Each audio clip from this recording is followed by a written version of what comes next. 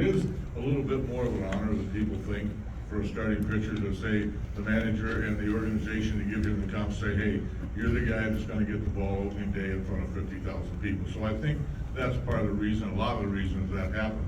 But it's not a bad point what you said, but normally, when I would start Verlander, say next year Donnie would be starting Skeens against him. It's kind of a dream matchup, and you normally pick your best pitcher to pitch opening day. Agree, Gino, very much? Yeah, I agree, but are you gonna do that every time? Say, tonight, Skeens is supposed to pitch against Scuba, would you not pitch Skeens?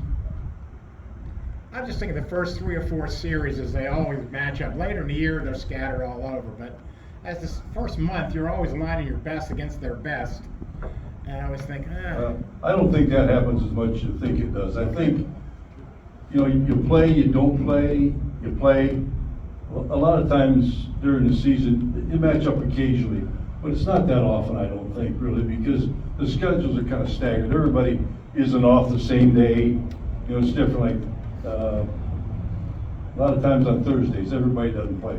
I know tomorrow, there's about 6 games, I think, so there's a bunch of teams off, so it gets staggered quite a bit, but I know if I was Skeens, I'd want to pitch against Verlander first game next year.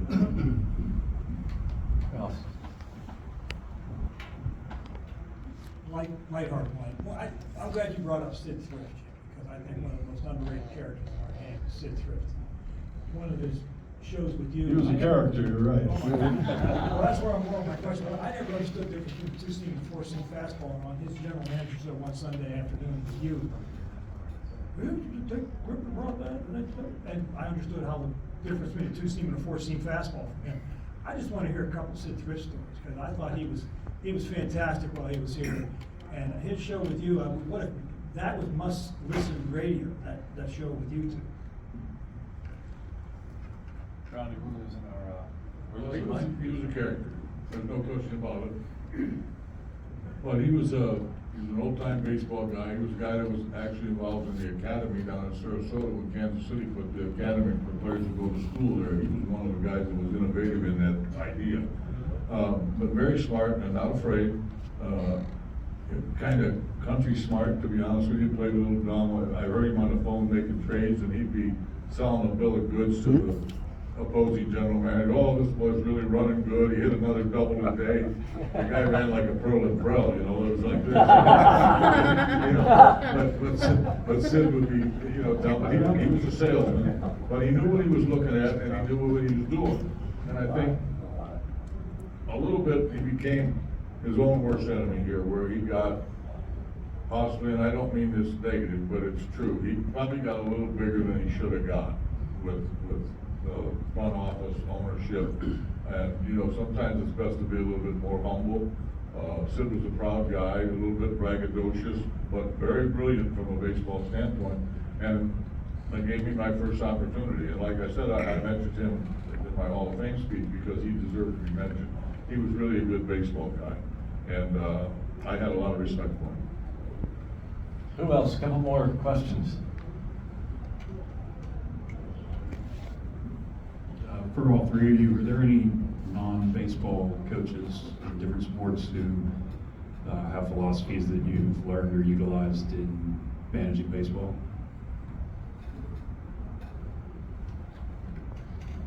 Really good question, and I don't know him personally, but Nick Saban is somebody that I've read a lot about and quotes and just followed, and just things that I've been able to learn from him about process and you know, the way you go about things, and not really talking about wins, but chasing the process of doing everything is something that I've learned from.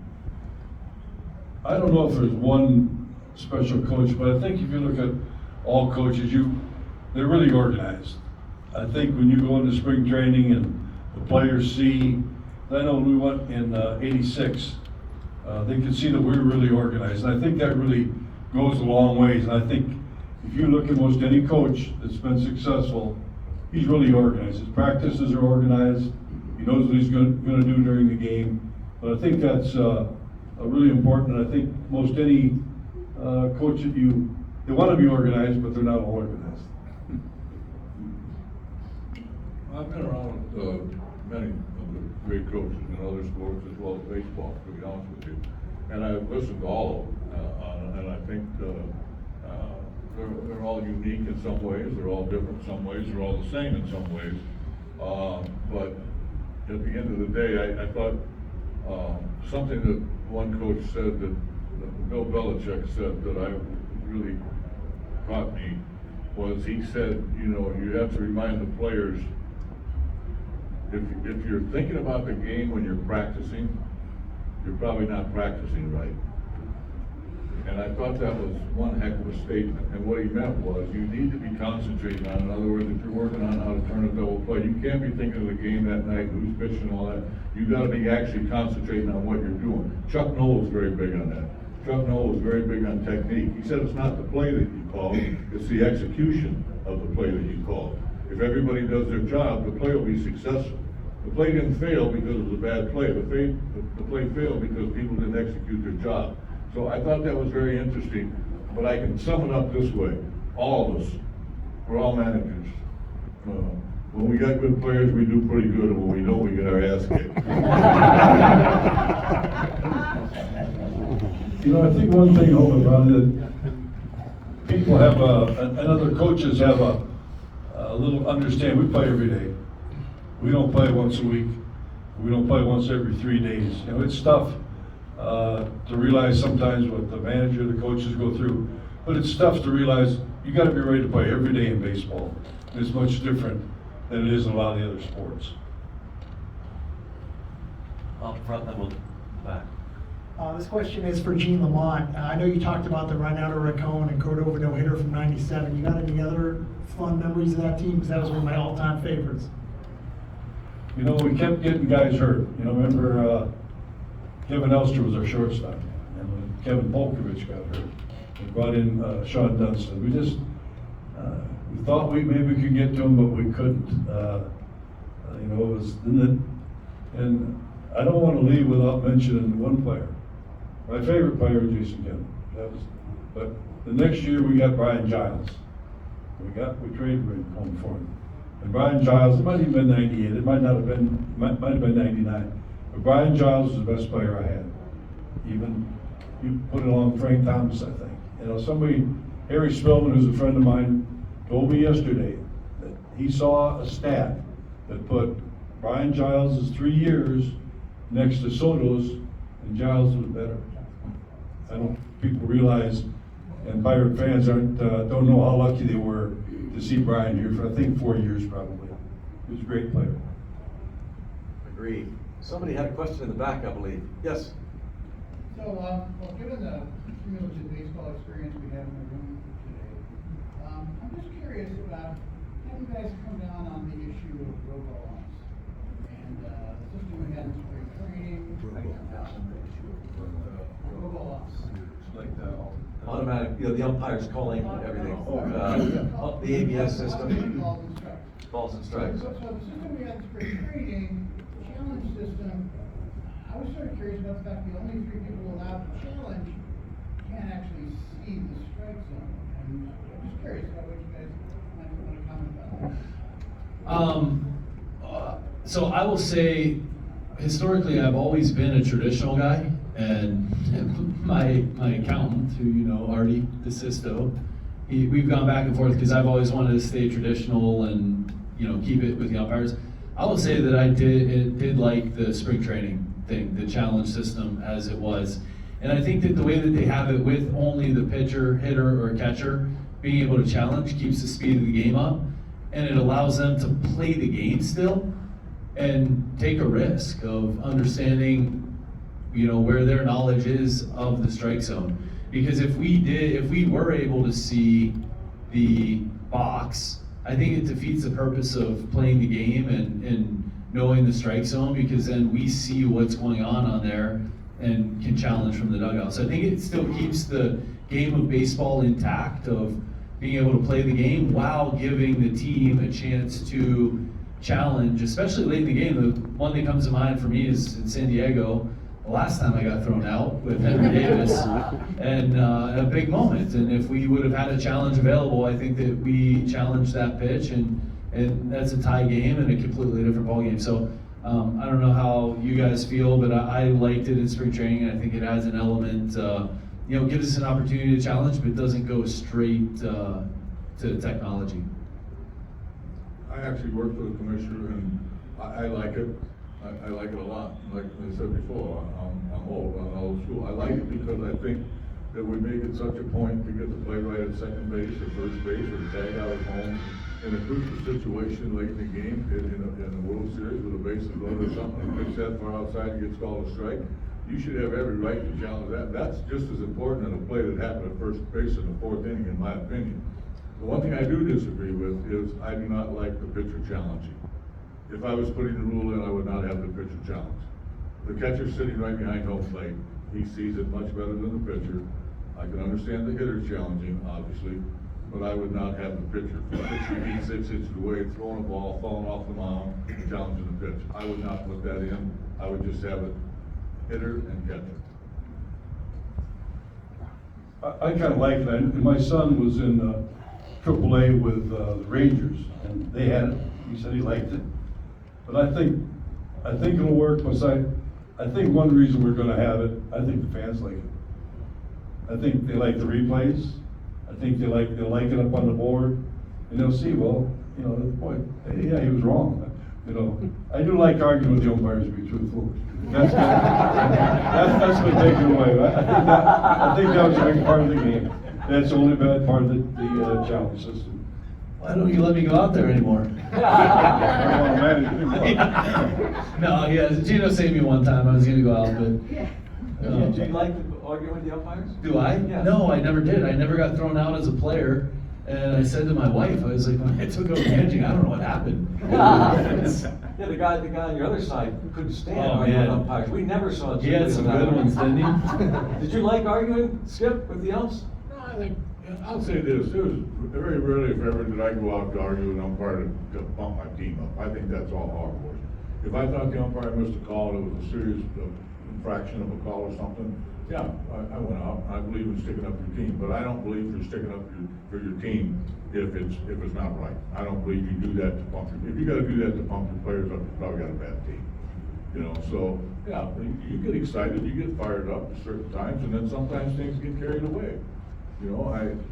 One of the best ones, I mean, sometimes the fans don't really understand what happened. I went out one time to argue with an umpire, and of course, everybody knows who Joe West was. He was the Cowboy Joe and the famous umpire.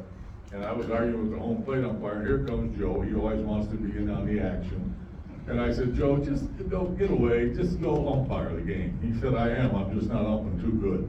So a lot of little funny things sometimes happen out on the field that the fans don't actually know what went on. God bless America argument, Jim. When you started arguing right before God Bless America, you had to stop the argument. Yeah. And salute the flag, and then you picked it up after God Bless America. That's the classic. No, I was very respectful. Argument stopped. But he picked it up. I was respectful of the flag. Best argument I ever saw. I think we have time for maybe one more. Last man. No, I was just gonna say, I think everybody thought that Skipper called me and told me that I should get thrown out of a few games early on, and you didn't. We never had that conversation, and what he said is really what happened is, like, you can't go out there to argue just to argue. I really felt like we were getting hosed and being disrespected, and when you stick up for your team in that way, when you're right, and honestly, I haven't gotten fined yet. I talked to Mike Hill a few times after each one, and he said, because you're right, and you haven't gone overboard with the umpires, there's no fine. I think when you go out there, when you're trying to do it for show, it's not authentic, it's not genuine, and the players know that too. But when you do it and you really have their back, I think it resonates in the clubhouse as well. One more? Yes? Jim, just walk us through that little dust up with Bonds in spring training. Well, it was just, that was one of those unfortunate things. It just happened to be on camera. Nobody knew that. I didn't realize it. I probably, if I'd have been aware there was a camera there, I probably would have held my cool a little bit more. it was kind of overblown. It was actually, I thought that he was being a little bit disrespectful to Bill Burton. They had a couple words when I was walking by, and I kind of lost it. And, you know, Bill Burton was, he was the Pirates. I mean, he was hired him as my bench coach. He agreed to come on and help me out. And everybody, Gino, we got to know Bill real well. When we first met Bill, I thought he was, you know, stone-faced, hard-nosed guy, and he was really just a tremendous human being. And him and Barry had a great relationship. He made Barry Bonds a great left fielder. He really helped Barry Bonds. So they had a great relationship. At this point, it just, I felt Barry was being a little disrespectful. I didn't understand the whole concept of everything. But I lost it. Barry lost a little bit. And actually what happened was Barry was upset about his contract and did not, wasn't gonna take a team photo, a picture day or something. That's what started.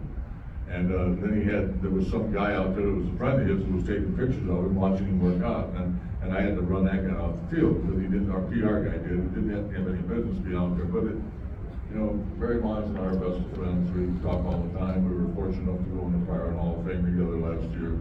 The greatest player I ever managed, without question. Arguably one of the greatest players ever played the game. So we have a great relationship. Everybody else talks about it almost every time they bring it up, like today. But Barry and I kind of laugh about it. We really don't talk about it much at all. Donnie, do you have one story maybe to finish us up with?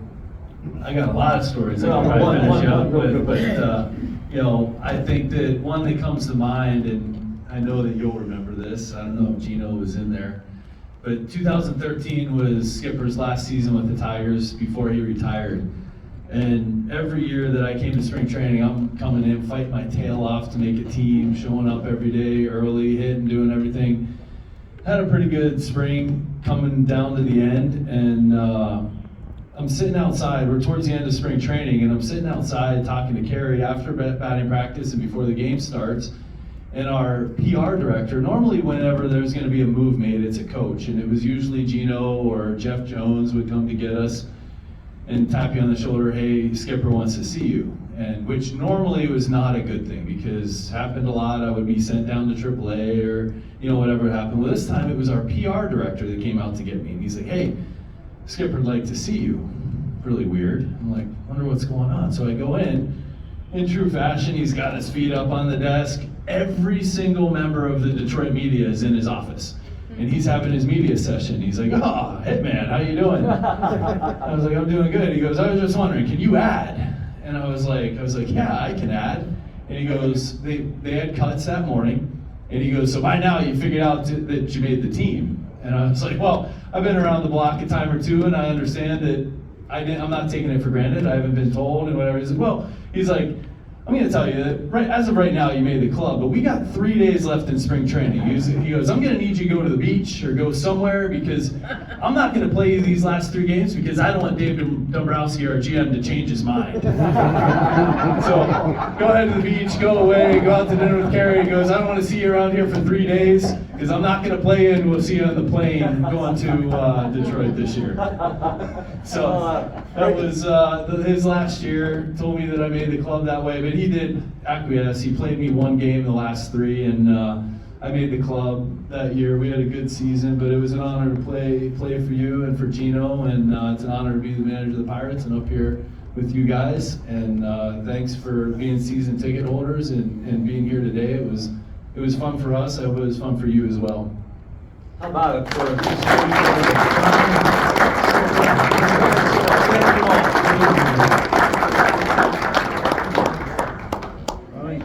Great job, Brownie. Great job, Gino. That was fun. You do that every Tuesday?